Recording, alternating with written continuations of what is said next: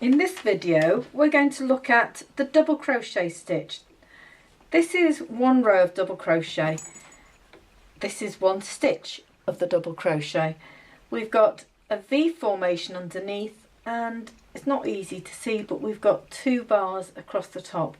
If I look at it from the top, it looks like a row of chain stitches. We've got this V pattern here. So I'm going to show you how to do the double crochet, and I'm going to start off with my foundation row. So I do my slip knot and I'm going to do 8 stitches. Now my first one gets lost with my chain stitch. I can tighten that up, and that first chain has all now disappeared, so I don't count that one. So I'm going to count 1, 2, 3, 4, 5, 6, 7, 8. Remembering that I don't count the loop that's on the hook. So I've got 1, 2, 3, 4, 5, 6, 7, 8. So the double crochet is 1 chain high, so I need to do an extra chain stitch to get up to the height, and that chain stitch will act as a double crochet in the first of my 8 stitches. So my first double crochet, I'm going to work into the 3rd chain.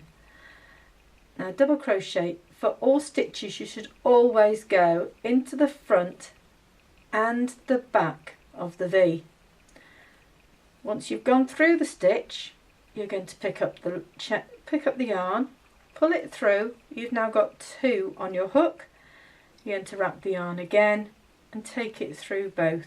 So again, we're going to go through the front and the back of the stitch. Only go into the front or the back if the pattern tells you. You'll get a far more stable fabric if you go through both the front and the back part of the stitch. So I'm going to go into the front and the back, and I'm making a mess of this, sorry. Make sure your work doesn't get twisted. Pick up the yarn, pull it through, wrap it again and pull it through those 2 pieces. And again, I actually prefer to go through the bump underneath instead of through the stitch on the top. So I'm going to go through the bump underneath here, and sometimes it's difficult. I use the opposite part of the hook and I go in, and if you look on the top, I've actually gone through both, and that was a lot quicker. So wrap the yarn over, pull it through, wrap it over and pull it through. So again, going underneath through the bump. Each stitch is made up of a bump underneath and the V on the top. So if you go under the bump or under the V, you'll end up between the 2 layers, and that's what you're trying to achieve. So through there, pick it up, wrap it and through 2. And that's your double crochet stitch. Pick it up again, pick up the yarn, pull it through, wrap it over, pull it through 2. And this is my last stitch now. Into the yarn, wrap it over, wrap it, pull through 2. Now I need to check that I started with 8. I want to make sure I've got 8. 1, 2, 3, 4, 5, 6, 7. I've actually done 7 double crochets. That's because I've got the chain at the start, which is acting as my 8th double crochet. So to start the next row, I need to chain 1 to get my height for the double crochet, and that would be going into this stitch here. It's now much easier to find the stitches. So look, I've got the V's and I go into the hole between the stitches. It's so much easier to find them.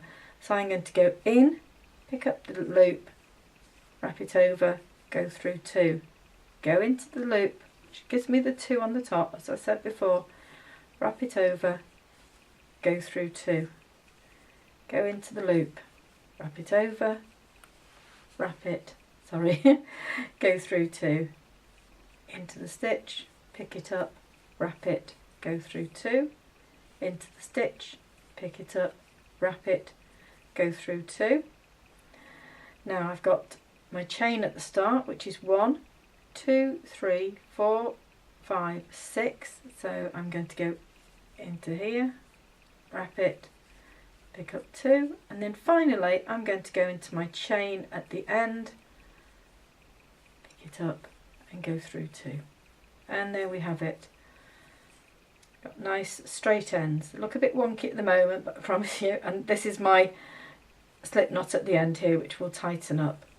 But that's your row of double crochets. Have fun.